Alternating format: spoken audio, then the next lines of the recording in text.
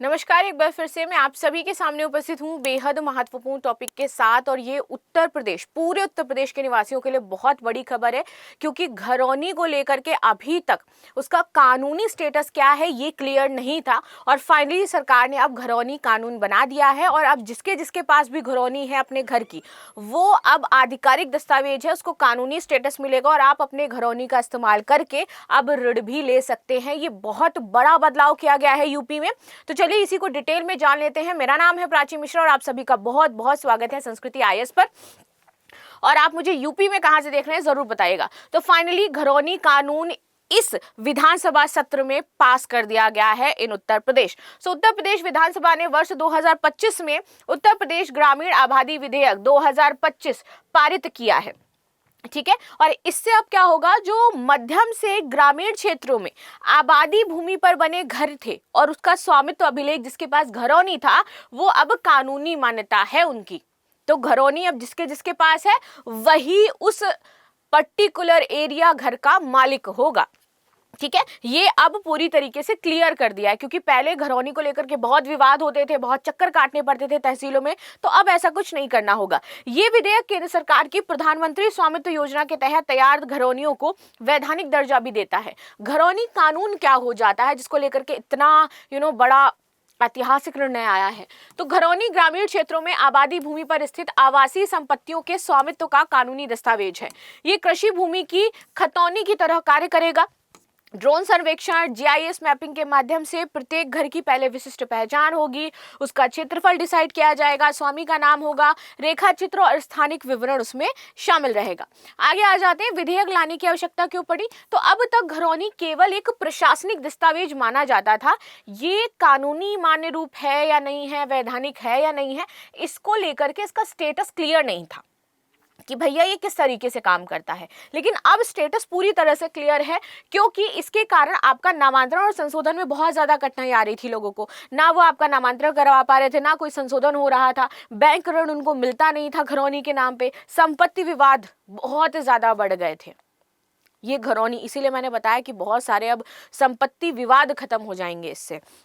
Plus स्वामित्व का ठोस प्रमाण नहीं था ये कि इस पर आपका ही अधिकार है, क्योंकि एक घरौनी पर बहुत सारे लोग अपने अधिकार जमाते थे। लेकिन अब ये बहुत सही क्लियर हो गया है। इन समस्याओं के समाधान हेतु इसे कानूनी आधार देना आवश्यक बन गया था। विधेयक की प्रमुख विशेषताएं क्या क्या हैं, तो भैया ग्रामीण आबादी अभिलेख घरौनी अब आपका पूरी तरीके से परिभाषित हो चुका है। घरौनी को खितौनी के समान कानूनी मान्यता देगी। विरासत, विक्रय, उत्तराधिकार के आधार पर नामांतरण की स्पष्ट प्रक्रिया है। मोबाइल नंबर, पता और अन्य विवरणों के संशोधन का प्रावधान किया गया है। प्रत्येक ग्राम के लिए घरौनी रजिस्टर और आबादी मानचित्र तैयार किया जाएगा और प्रत्येक जिले में जिलाधिकारी को अभिलेख अधिकारी नामित करना होगा। तो एक अभिलेख अधिकारी अब हर जिले में आपका होगा, इसके तहत जो ये सारे काम देखेगा। ठीक है, प्रधानमंत्री स्वामित्व योजना से इसका संबंध किस प्रकार से है, क्योंकि जब हमने फर्स्ट स्लाइड पढ़ी थी उसमें नीचे एक लाइन लिखी हुई थी कि प्रधानमंत्री स्वामित्व योजना के तहत जितनी भी घरौनी बनाई गई हैं अब वो आपकी कानूनी रूप से मान्य हो जाएंगी। तो कब किया गया था ये भी जानना बहुत ज्यादा जरूरी हो जाता है भाई साहब, राइट। तो चलो, ये कानून प्रधानमंत्री स्वामित्व योजना के अंतर्गत ड्रोन तकनीकी से तैयार किए गए ग्रामीण स्वामित्व अभिलेखों को वैधानिक आधार प्रदान करता है। इसमें आप देखोगे तो उत्तर प्रदेश में लगभग 1,10,344 ग्राम अधिसूचित है। 90,573 आपके ग्रामों में ड्रोन सर्वे पूरे हो चुके हैं। 9 मई 2025 तक आपके 1.6 करोड़ घरौनियां तैयार की गई हैं। Can you imagine that 1.6 crore घरौनियां हमारी बनी हैं, प्लस 1.1 करोड़ से अधिक घरौनियों का विवरण हो गया है आपका पूरी तरीके से। ग्रामीणों को मिलने वाले आर्थिक लाभ इससे क्या होंगे, तो आप अपने घरौनी के आधार पर बैंक लोन ले सकते हैं। ठीक है, आवास निर्माण, मरम्मत, व्यावसायिक जरूरतें पूरी होंगी इनकी। बीमा और अन्य वित्तीय सेवाएं इनको मिल सकती है इनके घरौनी से, और संपत्तियों का औपचारिक आर्थिक मूल्यांकन भी हो सकता है। साथ ही साथ संपत्ति विवाद में सबसे ज्यादा कमी आएगी, क्योंकि अवैध कब्जों पर रोक हो जाएगी। पारिवारिक व ग्राम स्तरीय जो विवाद है वो कम होंगे और पारदर्शिता तथा रिकॉर्ड प्रबंधन में सुधार होगा। स्थानीय शासन और विकास का प्रभाव, तो संपत्ति कर निर्धारण में सहूलियत हो जाएगी। जीआईएस आधारित ग्राम विकास योजना, पंचायतों की योजना निर्माण क्षमता में वृद्धि और ग्रामीण अर्थव्यवस्था को औपचारिक ढांचे से जोड़ना।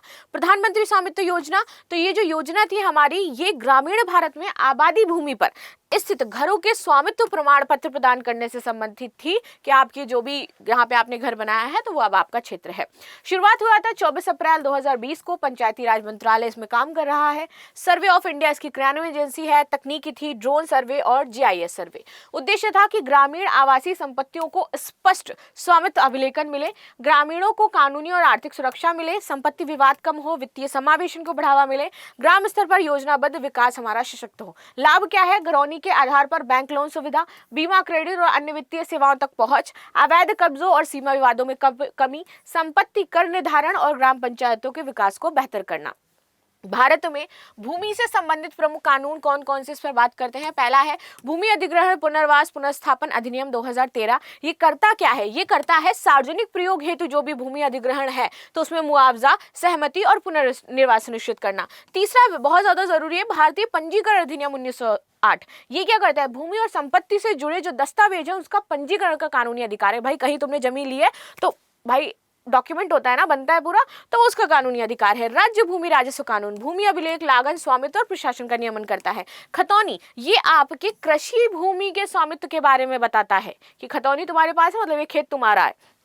चलो, प्रधानमंत्री स्वामित्व योजना तो ग्रामीण आबादी भूमि हेतु तो संपत्ति कार्ड और घरौनी प्रदान करना, ये 5 हो जाते हैं। आगे आ जाते हैं उत्तर प्रदेश में एक और आता है ग्रामीण विधेयक 2025। अभी इसको मान्यता दे दी गई है। भूमि सीलिंग कानून भूमि के अधिकतम स्वामित्व की सीमा तय करना। रियल एस्टेट अधिनियम 2016 जिसको हम रेरा कहते हैं, बहुत इंपॉर्टेंट है क्योंकि रियल एस्टेट में पारदर्शिता होनी चाहिए, वरना नोएडा जैसे फ्लैट्स में आप पेंसिल से छेद करोगे तो हो जाएगा। तो ये सब है। डिजिटल इंडिया भूमि अभिलेख आधुनिकीकरण कार्यक्रम तो भूमि रिकॉर्ड का डिजिटल और जीआईएस मैपिंग।